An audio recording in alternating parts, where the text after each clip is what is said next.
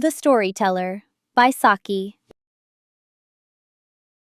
It was a hot afternoon, and the railway carriage was uncomfortably warm. The next stop was nearly an hour away.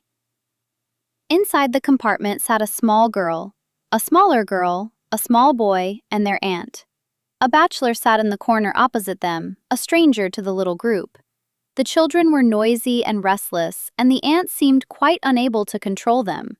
The small girl began to recite a poem.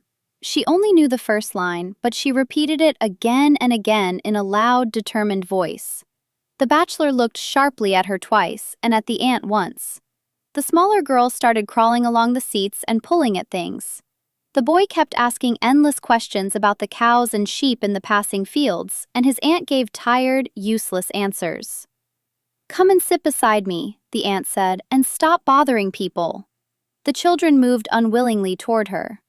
"Why is the grass in that field so green?" the boy asked. "Perhaps because it rains there," said the aunt weakly. "But it is raining everywhere," he replied. The aunt had no answer. To distract them, she began to tell a story. It was about a little girl who was very good, who made friends with everyone because of her goodness, and who was finally saved from a mad bull by a group of people who admired her good character. "Wouldn't they have saved her if she wasn't good?" the bigger girl asked at once. It was exactly the question the bachelor had wanted to ask. "Well, yes," admitted the aunt, "but I don't think they would have run so fast if they hadn't liked her so much." "It's the stupidest story I've ever heard," said the bigger girl with deep conviction. The bachelor said loudly that the aunt could not tell stories. She was so offended that she challenged him to tell one himself. So the children turned toward this new, unexpected storyteller, and he began. "Once upon a time," he said, "there was a little girl called Bertha, and she was extraordinarily good." The children's interest dimmed at once. All stories sounded dreadfully alike. "She did everything she was told," the bachelor continued. "She was always truthful, she kept her clothes clean, and she was never rude." The children's faces fell further.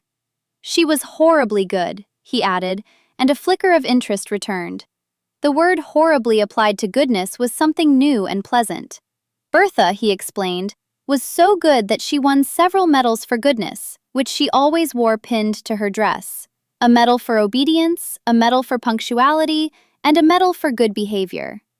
The prince of that country heard of her remarkable goodness, and as a reward, he allowed her to walk in his special park, where children were never normally permitted to go.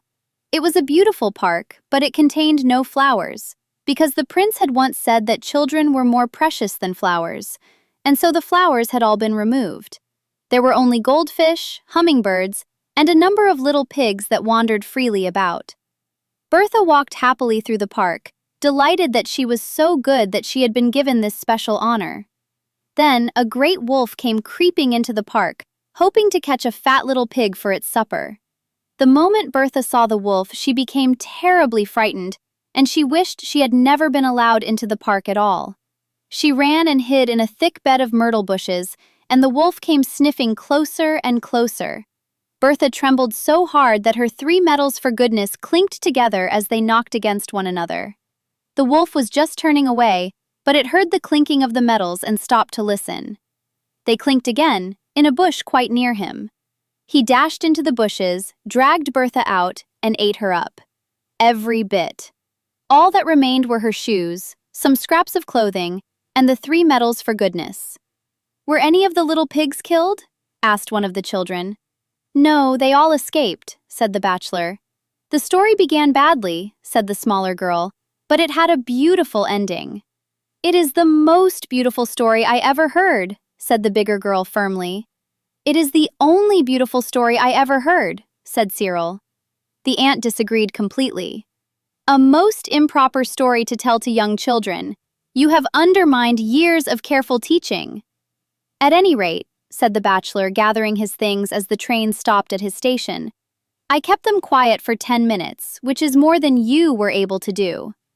And as he walked away down the platform, he thought to himself with grim amusement, "For the next 6 months, those children will pester her in public to tell them an improper story."